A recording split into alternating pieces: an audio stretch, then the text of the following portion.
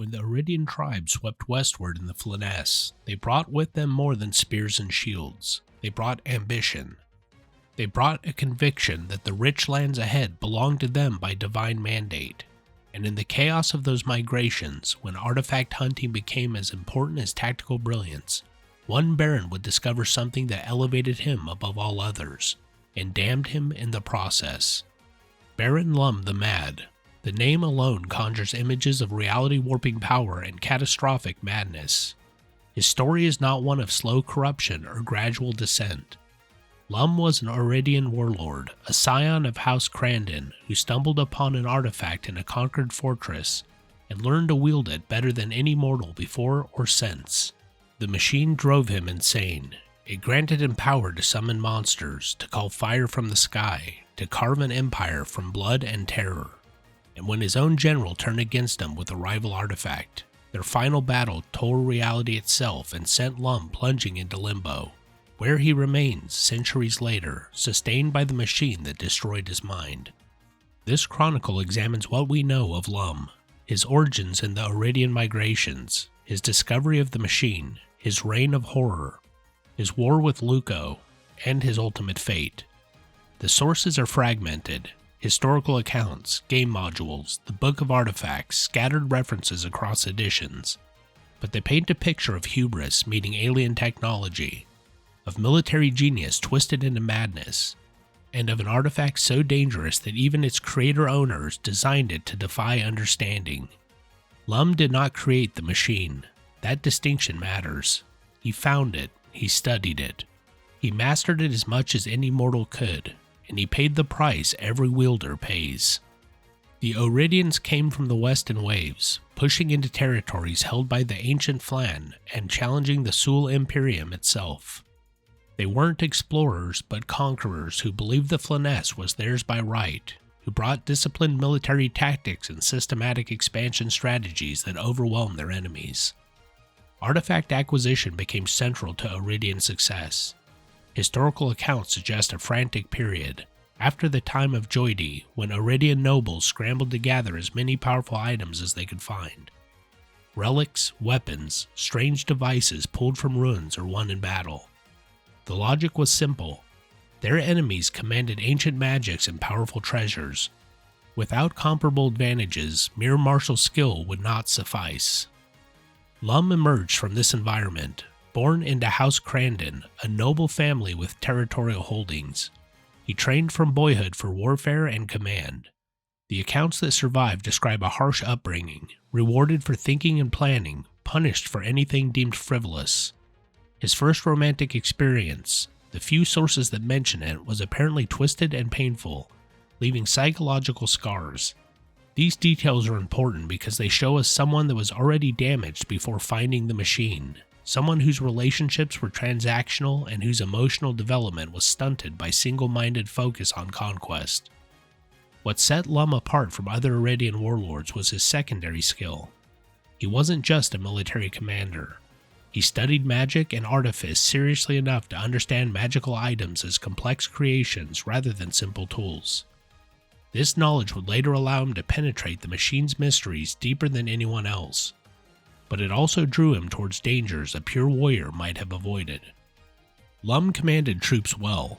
His early campaigns showed tactical competence and methodical conquest. He chose targets for strategic value, moved his forces with purpose, and built his domain piece by piece. Nothing flashy, nothing that would mark him as legendary, just effective military expansion in an age when dozens of Oeridian barons were doing the same. Among his officers, General Luco. The sources describe their relationship as professional, commander and capable lieutenant, built on mutual respect for military excellence. Luco carried out orders efficiently. Lum trusted him with significant responsibilities. No indication exists that either suspected how their partnership would end. Then Lum's armies conquered a fortress, ancient beyond reckoning, built by unknown hands for forgotten purposes. The location isn't specified in surviving accounts. Some nameless stronghold in the contested territories. Lum, following his practice, personally explored the conquered structure, searching for treasures, looking for tactical advantages. and in chambers sealed for untold ages, he found the machine. The first thing every account emphasizes, the machine predates written history. Its place and method of creation are unknown. Its builders left no records, no clues to their identity or purpose. The craftsmanship and materials belong to no known civilization on Oerth. Some scholars point to the Barrier Peaks, site of a crashed spacecraft from beyond the crystal spheres, and suggest the machine might have been the craft's central command console. Others theorize about otherworldly visitors or extra-dimensional artificers. The truth remains lost. What Lum found was a horseshoe-shaped nightmare of black metal. Massive, complex beyond comprehension, the surface bristled with 60 levers, 40 dials, and 20 switches, arranged in patterns that suggested organization but defied conventional magical theory. A switchboard of sockets, plugs, and wires added another layer of complexity. At the center stood a crystal box, transparent, precisely crafted, measured 4 feet by 5 feet by 7 feet tall. The enclosure could hold up to 4 human-sized creatures, though for what purpose no one knew. The entire assembly weighed 5,500 pounds. Delicate despite its bulk, many controls were obviously broken, testament to previous users' catastrophic experiments or simple wear and tear across impossible spans of time. Roughly half the original mechanism still functioned. Half, meaning even in its damaged state, the machine retained enough capability to reshape reality. Lum's artificer training let him recognize this wasn't Sul work, wasn't Flan, wasn't Oeridian. The techniques, the materials, the underlying principles were all alien. Modern theories even suggest components made from worked Oerth blood, a material whose properties blur the line between magic and physics. Whatever civilization created the machine commanded knowledge far beyond contemporary understanding. A wiser man might have sealed the chamber and walked away. A cautious commander might have reported the discovery and let scholars puzzle over it. Lum saw opportunity. If he could learn to operate this device, even partially, he'd possess an advantage no rival could match. The experimentation began, systematic at first. Lum studied the controls, noting which appeared functional and which were broken. He attempted to discern patterns in their arrangement. He tried various combinations, carefully documenting results when effects occurred and noting when nothing happened. Earlier experiments were cautious. Set a combination, retreat to safe distance, activate, observe. Sometimes nothing occurred. Sometimes minor effects manifested, strange lights, unusual sounds, brief spatial distortions. And sometimes the results were spectacular and terrifying, convincing Lum he'd found something genuinely catastrophic in its potential. Through months or years of this work, the timeline is unclear, Lum developed something approaching mastery, not understanding. The machine's principles remained mysterious, but he gained intuitive grasp of its operation, a sense of which combinations produce certain categories of effects. Less like comprehending a tool and more like developing a relationship with a semi-sentient entity, learning its moods through repeated interaction. The canonical sources are explicit. Lum learned more about the machine's functioning than even the wisest sages have since then. His artificer knowledge helped. His willingness to take risks helped, and perhaps his already damaged psyche helped. Maybe normal human consciousness was itself a barrier to truly grasping the machine's alien logic. The machine didn't just grant power, it extracted payment. Every use carried risks. Every activation exposed the operator to forces mortal minds weren't designed to process. The Book of Artifacts details specific curses. Each successful activation requires a saving throw. Failure increases intelligence by 1 point while decreasing wisdom by 1 point. The operator's cranium grows 10% larger with each change. Gradually, inexorably, the machine transforms its users, making them smarter in narrow technical ways while eroding judgment, common sense, and morality. The process produces brilliance without wisdom, knowledge without understanding, and power without restraint. Wrong combinations trigger other dangers, random effects from failure tables, magical backlash, spatial distortions. The machine punishes ignorance and carelessness with catastrophe. And beyond these mechanical curses lies something harder to quantify, a wrongness. an alien quality that warps those who spend too much time in its presence. Whether Lum was mad before finding the machine, some accounts suggest yes. The blasphemous technology drove him over the edge. Madness and mastery became intertwined. The more he understood the machine, the less he resembled the person he'd been. But the madness came with power. Real, tangible, reality-warping power, and Lum was ready to use it. Once Lum achieved sufficient proficiency, he deployed the machine as a weapon of conquest. The results devastated everything in his path. Primary application was summoning. The machine could reach into unknown realms and pull forth creatures that had never walked on Oerth. Not simple conjurations of known entities, brand new species, monsters no one had encountered before. Historical sources claim Lum introduced no fewer than 50 entirely new monster species into the world through the machine's power. These creatures didn't vanish when their summoner was done with them. They established populations, they bred. They became permanent fixtures of the Flanaess bestiary, a living legacy that persists centuries after Lum's disappearance. The summoned horrors served multiple purposes. Raw combat power, overwhelming enemies with creatures they'd never fought and had no tactics against. Terror, demoralizing opposition before battle was joined. And demonstration, proving Lum commanded forces beyond normal comprehension, making resistance seem futile. But the machine offered more than summonings. Lum discovered combinations that generated devastating attacks. The most infamous occurred during a siege of one of his strongholds. Enemy forces surrounded him. Victory seemed certain. Lum activated the machine and called down fire from the heavens, a barrage that annihilated the besieging army in moments, reducing thousands to ash and scorched earth. The fire was indiscriminate. It consumed Lum's own troops alongside the enemy. Large numbers of his soldiers died in the flames. Any other commander would have been horrified by such massive friendly casualties. Lum noted that he'd won the battle and carried the day. Nothing else mattered. Victory justified any price, any sacrifice, and any number of deaths among his own forces. This attitude characterized his entire reign, cruel and horrific, using the machine not just in warfare but as an instrument of control and punishment. Those who displeased him faced transformation into something no longer human, or transportation to dimensions with no return, or simple exposure to the machine's power leaving them broken in body and mind. His court became a place of whispered fear where nobody felt safe. With the machine's backing, Lum carved out a mighty fiefdom. The exact territories aren't precisely documented, but accounts suggest significant holdings encompassing parts of what would later become Bissell, Valuna, and Western Furiandi. His disciplined Oeridian troops combined with supernatural might made his armies nearly invincible. Territory after territory fell before his advance. Historical analysis creates an uncomfortable truth.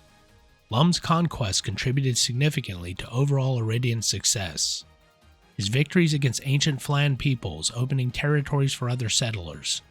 His challenges to Sul power weakened that empire's hold on contested regions. Lum the Mad played a crucial role in the impressive Oeridian expansion before their final victories over both Sul and Flan were assured.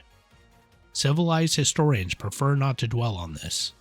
The success of the Oeridian migrations was facilitated partly by a madman wielding an alien artifact of catastrophic power. Lum's reign lasted decades, some accounts say longer. The expansion seemed unstoppable. No conventional army could stand against the combination of his tactical brilliance, disciplined warriors, and reality-bending artifact. Rival warlords either submitted, fled, or were crushed beneath forces they couldn't hope to counter. But as Lum's power grew, so did the disquiet among those who served him. The same madness that let him master the machine made him increasingly unpredictable and dangerous. His willingness to sacrifice his own troops, his erratic decision-making, his descent into behaviors that served no rational strategic purpose. Fear and resentment festered among his followers. General Luco watched his commander's transformation. The man he'd once respected was becoming something else, something that wore Lum's face but operated according to logic that was simultaneously brilliant and utterly deranged. And Luco began to contemplate alternatives. Luco's discovery. The belching vortex, an otherworldly portal of dimensional anomaly in a remote region. Scholars debate its nature, permanent gate to another plane, wound in reality, lingering effect of some ancient catastrophe. Whatever its origin, the vortex had a reputation. Dangerous, avoided by the wise, sought only by the desperate or foolhardy. Why Luco ventured there isn't documented. Maybe Lum sent him on some cryptic mission. Maybe he sought means of gaining independence from his increasingly unstable commander. Or maybe, as some have whispered, he was drawn there by divine intervention. The quasi-deity Crovis had awakened from his long sleep during this period, concerned about Lum's growing tyranny and determined to end it. Whether Crovis guided Luco to the vortex remains speculation, but the timing was convenient. Luco entered the belching vortex and emerged with an artifact, the Mighty Servant, a towering automaton of black metal and crystalline components. 9 feet tall, nearly 2 tons, constructed from the same mysterious materials as the machine, clearly the product of the same unknown creators. Some scholars believe both artifacts were designed as counterweights, each powerful enough to check the other, neither capable of absolute dominance. Where the machine was stationary and unpredictable, the Mighty Servant was mobile and focused. A weapon of war given walking form, it could be operated from within through a control chamber accommodating up to 2 pilots, with space for additional passengers on its exterior. Combat capabilities were formidable. The Servant could smash through fortifications, rendering conventional defenses meaningless. Its metal hide was nearly impervious to damage, regenerating from wounds that would destroy normal constructs. It moved with surprising speed for its size and could generate various energy attacks in defensive fields. And crucially, it was powerful enough to potentially counter the machine's effects. But the Mighty Servant carried its own dangers. It hungered endlessly for bloodshed, filling pilots with uncontrollable battle rage. Prolonged use twisted the operator's alignment towards chaotic neutrality, warping personality and judgment in ways that paralleled the machine's effects on Lum. Some accounts claim the Servant was possessed by a demon, a Glabrezu specifically, whose malevolent intelligence pursued its own violent agenda through whoever piloted the construct. Luco recognized the risks. He watched what the machine did to Lum. But opposing Lum without comparable power was impossible, and maybe the general believed he could resist the Servant's corruption better than his master had resisted the machine's. Or maybe he simply saw no alternative. Armed with the Mighty Servant, Luco turned against Lum. Open rebellion. Direct challenge backed by artifact-level power.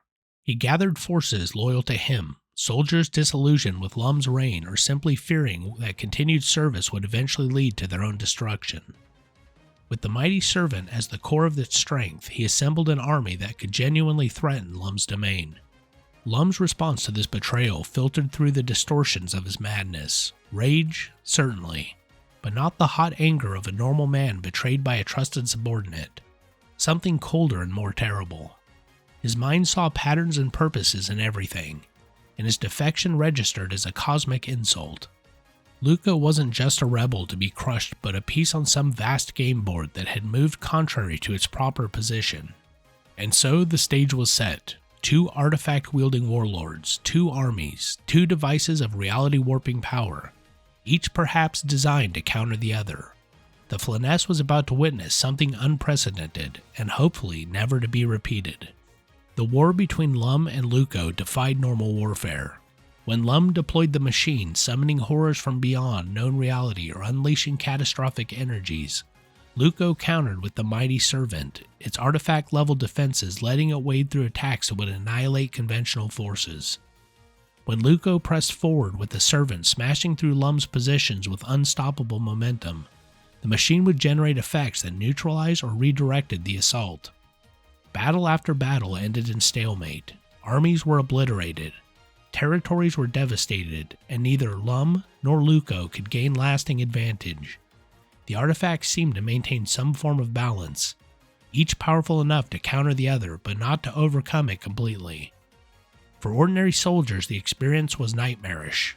They fought in conditions where reality became unreliable. One moment they were in conventional combat, The next, the battlefield was transforming as the machine warped space or the servant tore through their ranks like a force of nature. Casualties were horrific on both sides, but the artifact wielders seemed indifferent, focused entirely on their existential struggle. The repeated clashes left scars across the landscape that would persist for generations. Entire regions rendered uninhabitable, transformed by the artifact's effects into twisted wastelands where natural law no longer fully applied. Creatures spawned by the machine roamed territories neither side controlled. Local populations caught between the warlords suffered catastrophically. Villages destroyed, refugees fleeing with tales of horror that spread fear throughout surrounding territories. As the war dragged on, both commanders became increasingly obsessed. Lum pushed the machine harder, attempting more extreme combinations, sought effects of even greater power and unpredictability. The line between tactical innovation and suicidal recklessness vanished. Winning mattered, and nothing else existed. Luco was undergoing his own transformation. The mighty servant's influence reshaped him. Bloodlust and aggression overrode his previous tactical caution.